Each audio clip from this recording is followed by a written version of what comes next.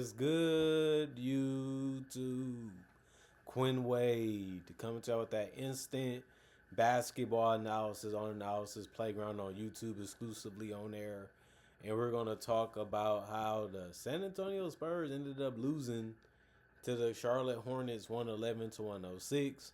The Spurs go to 32 and 16 and 16 and 10 on the road. The Hornets go to 22 and 28 and 10 and 13 at home. They played at home in this game.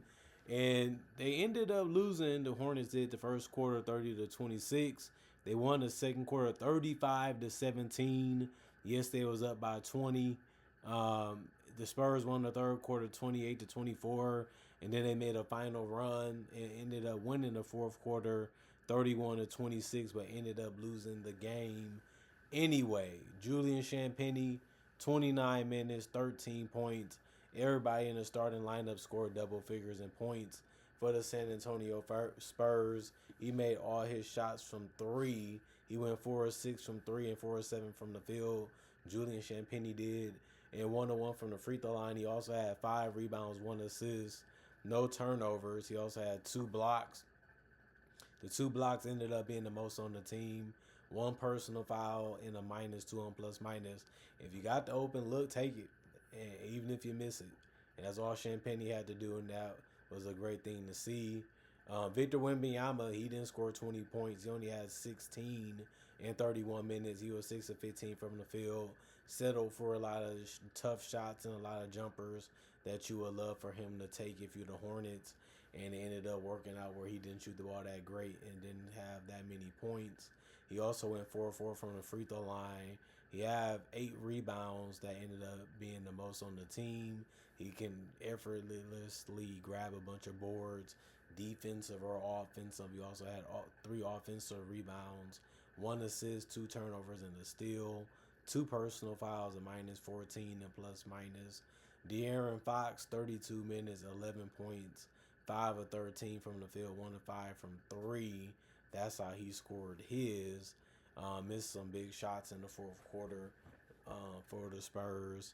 He also had 2 rebounds and 7 assists with only 1 turnover. His playmaking was really good in this one, and he's been a decent playmaker for them all season.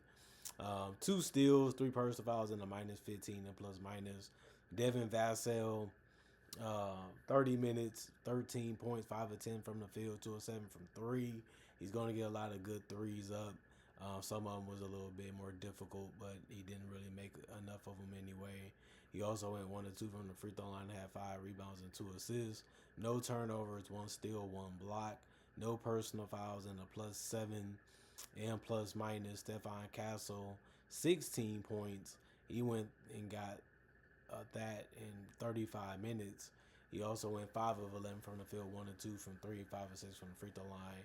Did a good job scoring in that in-between game, but also doing a good catch and shoot in the corner for a 3, and then kept attacking to the point where he was able to get to the free throw line. He shot the most free throws on the team with those 6 attempts. He also had 5 rebounds, 9 assists. He kept attacking throughout the entire game, and that opened up opportunities for his teammates for easy looks and easy opportunities. And he has gotten better with his passing this entire season. 3 turnovers, 1 block, 4 personal fouls. He was a +4 and plus minus and had 2 offensive rebounds. Harrison Barnes did not start in this one, but he did play 25 minutes and he got 11 points. He went 3 of 6 from the field, 3 of 5 from 3, and 2 of 2 from the free throw line. He did a good job scoring the basketball and finding ways to get open and take good looks from 3. He had 3 rebounds, 2 assists, and a turnover, 2 personal fouls, and a +4 and plus minus. Keldon Johnson didn't have a big night in this one, even on the boards. He only had played 16 minutes and had 6 points. He went 1 of 5 from the field, 0 of 3 from the three-point line, 4 of 4 from the free throw line. He had 2 rebounds and the assist, no turnovers and the steal, 1 offensive rebound, no personal foul, and a -3 and plus minus. I mean, they needed more out of him in this one if they was going to win it. He's one of their key and most important players, especially off that bench. And Keldon just didn't have it going and just didn't have that impact that he usually does have on a game. Luke Cornett, big net, 19 minutes. He didn't score a basket. because he didn't take no field goals or free throws, but he did lead the bench with 5 rebounds. He had 1 assist, 1 turnover, 1 steal, and a block, 2 personal fouls, no a 0 in plus minus. And then Dylan Harper led the bench and the team in scoring with 20 points in 23 minutes. He went 9 to 13 from the field, did a good job of taking the good looks that was available to him and knocking them down, whether that was driving spot ups or whatever was out there for him tonight. He did a good job of not missing much. He also had 1 rebound, 2 assists, 2 turnovers, 1 steal, 1 block, 2 personal fouls, and a -6 in plus minus. And then the Charlotte Hornets, they showed out because everyone in their starting lineup ended up scoring in double figures in points also. But Miles Bridges got some dunks and some good looks too. He missed a lot of them. Also, 31 minutes, 14 points, 5 of 12 from the field, 1 of 6 from three, 3 of 3 from the free throw line, 6 rebounds, 2 assists, 1 turnover, 2 steals, 2 offensive rebounds, 4 personal fouls, and a -11 in plus minus. Musa, 33 minutes, 12 points, 6 of 9 from the field, 10 boards. He finished with a double double, 6 assists, no turnovers, 2 blocks, and then 4 offensive rebounds, 3 personal fouls, and a plus 19 and plus minus. He's getting better at scoring in the paint. He's getting better at rebounding at a high level and protecting the rim. He's not at an elite level, but he's learning and he's getting closer to where they see why they can get rid of Mark Williams and Nate Richard. And he's showing that potential even against the best of the best. And Victor Wembanyama got scored on him a couple times because of that one-handed push shot floater thing that he can do. Other than that, Brandon Miller showed out. 35 minutes, 26 points. Helped the Thunder. Helped the Hornets close this game, even though he did finish 7 of 21 from the field. He went 3 of 9 from three and 9 of 9 from the free throw line. He just kept trying to score it, no matter what the defense was trying to do. They needed somebody to do it in this game, and he was a guy that didn't mind taking the shots. He also took the most shots on the team with those 21 field goals. 8 rebounds, 2 assists, 2 turnovers, 1 steal, 1 block, 3 offensive rebounds, 1 personal foul, and a plus 13 and plus minus. LaMelo Ball, 32 minutes, 16 points. He went 5 of 15 from the field, 2 of 6 from three, 4 of 5 from the free throw line. He had 8 rebounds, 8 assists, and 3 turnovers, 3 personal fouls, and a plus 7 and plus minus. He drove, he kicked, he kept looking for his teammates throughout this entire game, and it ended up being a good formula because they ended up winning again, and now they on a win streak, and LaMelo is showing exactly how he needs to show his teammates love and support by getting off that ball and letting them do their thing, and also finding them because you trust them and you believe in them, and that's what he needs to continue to do. Even if he shoots the ball bad or good, keep them involved and make sure you feel a part of the team too by showing that you're a weapon on the court just like they are. And then Con Knipple, 35 minutes, 13 points, 5 of 11 from the field, 1 of 4 from three, 2 of 3 from the free throw line, 6 rebounds, 4 assists, 2 turnovers, and the steal, 1 offensive rebound, 1 personal foul, and a plus 1 in plus minus. Good scoring, good defense, good play from him. He didn't have the greatest night ever from three, but he also didn't take a lot of them. And he also didn't live and die by him either. That's one thing you have to love, Con Knipple. You can score in a different variety of ways and still be efficient while doing so and be a playmaker at the same time. Grant Williams played 18 minutes. He had 3 points. He went 1 of 5 from the field, 1 of 4 from three, 4 rebounds, 2 assists, no turnovers, 3 personal fouls, a plus 10 and plus minus for him. He tried to hit the open ones. This wasn't his night really to knock him down, unfortunately, but he still competed out there, and that's what you have to love about him. Ryan Cartbringer, 14 minutes, 6 points, 3 of 4 from the field. He ended up having 4 rebounds, no turnovers, and 2 blocks. The 2 blocks ended up being the most off the bench. He had 2 offensive rebounds out of the 4, no personal fouls, and was a -14 and plus minus. You just want him to attack the rim really strong, defend the paint to the best of his ability, and grab as many boards as he can when he's out there. He did all those things tonight.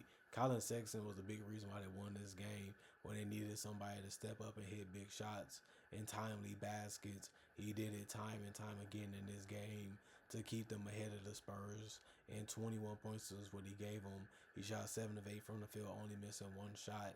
But he also went perfecto from 3, 5 of 5, and 2 of 2 also from the free throw line. He had 3 assists, 1 steal, and only 1 turnover. He also had 2 personal fouls and was a -4. And plus minus Josh Green, 11 minutes, he missed his only shot, which was a 3. He still had 1 rebound, 2 assists, and no turnovers. 1 offensive rebound, 1 personal foul was a -2. And plus minus and Zion James, 12 minutes, he went 0-2 from the field. He had 4 rebounds, 1 assist, 2 turnovers, 1 offensive rebound, 1 personal foul. It was a +6 and plus minus. And then you look at the team comparisons. 88 field goals from the Hornets, they shot 44%. 80 field goals from the Spurs, they shot 48%. 34 threes taken by the Spurs, they shot 38%. 35 taken by the Hornets, 37%. 19 free throws from the Spurs, they shot 89%. 22 taken by the Hornets, they shot 91%. 51 rebounds by the Hornets, 36 by the Spurs. 30 assists by the Hornets, 26 by the Spurs. 11 turnovers from the Hornets, 10 by the Spurs. 5 steals by the Hornets, 7 by the Spurs. 5 blocks by the Hornets, 6 by the Spurs. 14 offensive rebounds by the Hornets, 6 by the Spurs. 37 defensive rebounds by the Hornets, 30 by the Spurs. And then 19 personal fouls from the Hornets, 16 for the Spurs. A very close game.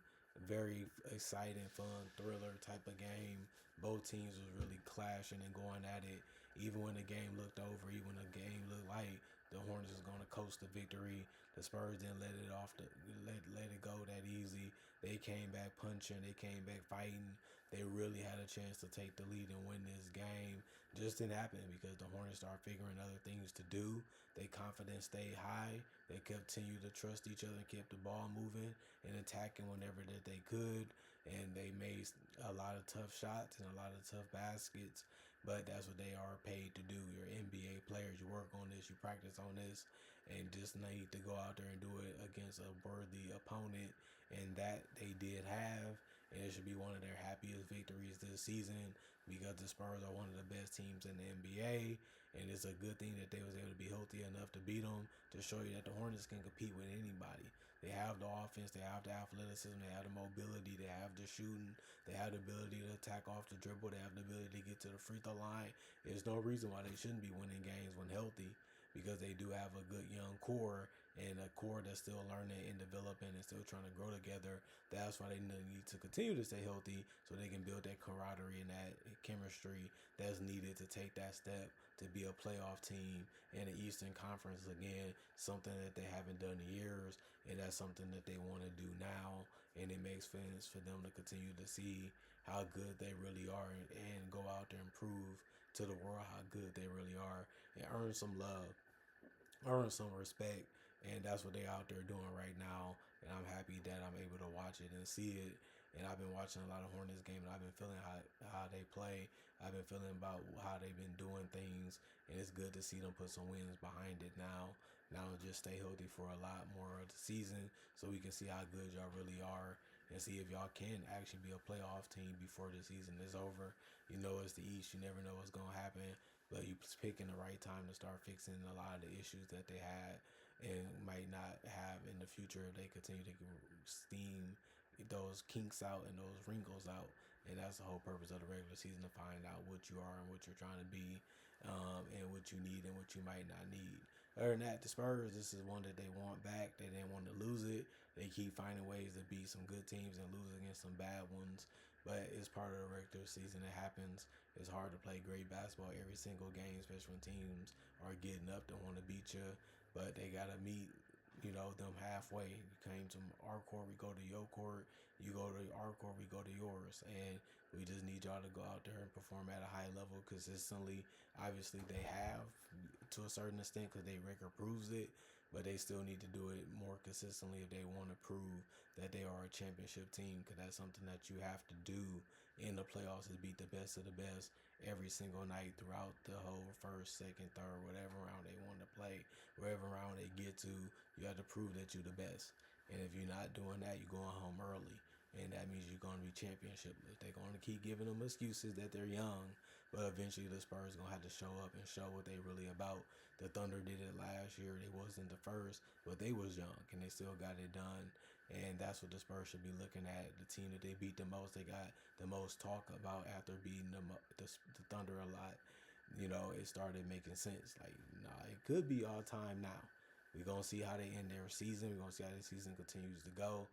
But the Thunder, they was so young. They were the second youngest team, I believe, to win a championship with that age different, their age. And the Spurs, they're an older team in some instances, but they also have a lot of guys that can play and do a lot of things on both ends of the court. And they have one of the best players in the league leading them on both ends of the court. So it gets to a point where, are you overrated or underrated? I don't know. We'll see after this season, after this playoff. This is going to be the first time they're together in a playoff series with the roster that they have. Then we'll know where to go for their logic-wise in the future when we look at the Spurs. Other than that, comment, like, subscribe, share. Hit that notification bell to get that analysis when it first come out. Y'all stay blessed up. Y'all stay good. Peace. And I'll see y'all later today, hopefully, on more analysis.